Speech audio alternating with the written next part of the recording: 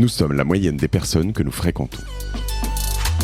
Je suis Mathieu Stéphanie, entrepreneur récidiviste et cofondateur de Cosa Vostra, agence de conseil tech et créative. Avec Génération Do It Yourself, je vous propose de rencontrer ensemble des entrepreneurs, sportifs ou artistes qui vont littéralement faire exploser notre moyenne.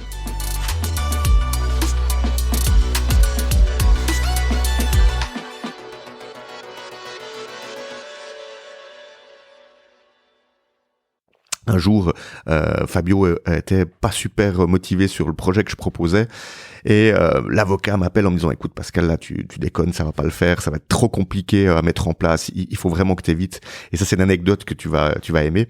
J'avais dit mais en fait ce qu'on va faire avec Coca, c'est qu'on va dans les buzz parce qu'on s'est fait connaître en faisant du buzz, pas parce qu'on voulait faire du marketing standard, mais on a développé un peu notre stratégie à nous à l'époque. Et j'ai dit mais on va vendre un Picasso à la communauté, c'est-à-dire que les gens vont payer 50 balles et ils auront une part du Picasso. Et là, l'avocat me dit non mais on peut pas le faire, techniquement c'est trop compliqué.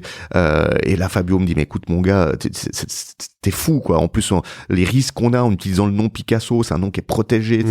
Tu peux pas faire ça. Et puis moi je dis mais non mais moi je suis trop excité, on va le faire, on va trouver le moyen de proposer à la communauté d'être propriétaire d'un Picasso à hauteur de 50 balles chacun. Et là, il y a le papa Pierre Lamunière qui me dit viens Pascal, on va manger et tout. Donc on va manger, puis il me dit mais explique-moi là, c'est quoi ton idée derrière la tête? Puis je dis mais tu vois, ce qui nous différencie des autres, c'est qu'on n'est pas un simple site de vente, on est un site communautaire. Et un site communautaire, il se doit de faire des choses qui sont communautaires. Et démocratiser l'accès à l'art, pour moi, ça me paraît communautaire et ça me paraît différent d'un grand groupe qui fait de la vente en ligne comme une place de marché ou autre. Nous, on se différencie par ça fait partie de notre ADN. Et là, le gars, il me regarde et il me dit, de toute façon, je pense que je pourrais pas te convaincre du contraire. J'ai dit, ça va être difficile, mais bien évidemment que j'ai beaucoup de respect pour toi. Si tu me disais vraiment qu'il faut pas se lancer là-dedans et que tu as des arguments, je serais... Il me dit, écoute, hormis le juridique que tu vas certainement pouvoir balayer parce que tu vas trouver une solution, je pense qu'il faut le faire parce que tu y tiens et c'est au fond de toi. Et c'était assez intéressant parce que dans la boîte, j'avais la moitié des gens qui disaient non mais c'est trop risqué, il faut pas le faire, et l'autre moitié qui me disait mais go, vas-y, c'est génial, etc. C'était en quelle année? C'était en 2017, 2018, quelque chose. Tu vois, moi, c'est vraiment dans mes notes, les prépas et tout, ça fait partie des expériences dont je voulais parler, tu vois. Et c'est visible toujours. C'est un moment très marquant de Coca, je pense. Extrêmement marquant parce que quand tu lances quelque chose comme ça, ça a jamais été fait. Donc tu viens, tu dis voilà, on a 48 heures pour lever 2 millions. Et vous, pour 50 balles, vous aurez un bout du Picasso, vous pourrez aller le voir gratuitement dans les musées parce que vous pourrez venir en disant c'est mon Picasso, vous venez vous montrer votre carte et puis vous pourrez rentrer. Et là, je dis à l'avocat, je me rappelle parce que c'était un moment très difficile pour moi parce que l'avocat, qui est aussi un ami, me disait mais écoute, c'est quand même compliqué, renonce. Et je me rappelle que le lendemain matin, je me suis réveillé, puis ma femme m'a dit mais tu vas pas au boulot aujourd'hui? Non. Et puis j'étais limite angoissé, en train de pleurer, tu sais. Puis je suis resté dans mon lit jusqu'à 14h. À 14h, je me suis levé, j'avais les idées claires. Et là, j'ai appelé l'avocat, j'ai fait, écoute, mon gars, ton job à toi, c'est de trouver une solution pour que ça fonctionne. Moi, je veux le faire comme ça. Il m'a dit, ok, écoute, je vais faire avec ce que tu me dis. Ça va être coton, mais on va le faire. Et je suis parti, je suis arrivé au bureau, je dis, ok, on va faire ça. Et on s'est lancé dans cette aventure.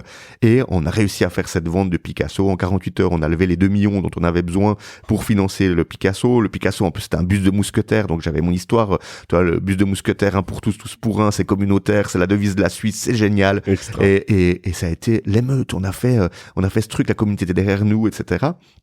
Et pour finir l'anecdote, bien sûr, l'avocat m'avait prévenu, écoute, faut pas que tu déconnes trop avec le nom Picasso, parce que c'est un nom protégé, il y a une marque derrière. Et nous, on avait créé un site Picasso avec un Q à la place, tu sais. Ah oui. Et puis là, on recommence à recevoir des lettres d'avocats, et ça commence à venir assez sport. Puis moi, je dis ouais, mais c'est pas grave, on continue. Et j'avais un peu ignoré le truc, jusqu'au jour où on reçoit un appel d'une dame très sympathique qui dit bonjour, je suis la secrétaire de Claude Picasso, il est à Genève la semaine prochaine et il aimerait vous voir.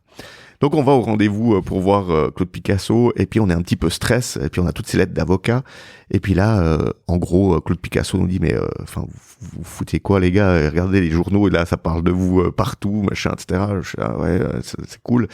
Et puis il dit mais vous savez ce que mon père aurait pensé de ce que vous avez fait là? Et puis nous, on a un petit peu paniqué, pour on dit non. Puis là, on voit qu'il explose, le gars. Il dit mais mon père, il aurait adoré ce que vous avez fait. Vous avez démocratisé l'accès à l'art. Et il commence à nous donner une référence qui s'était passée dans une ville suisse de Bâle, où la communauté des habitants s'était mobilisée pour garder des œuvres, et Pablo Picasso avait offert une œuvre en plus à. Énorme. Et il me dit mais vous avez fait ça de manière moderne, donc c'est génial, et ça décoince un petit peu ce monde qui est des fois un petit peu moins dynamique.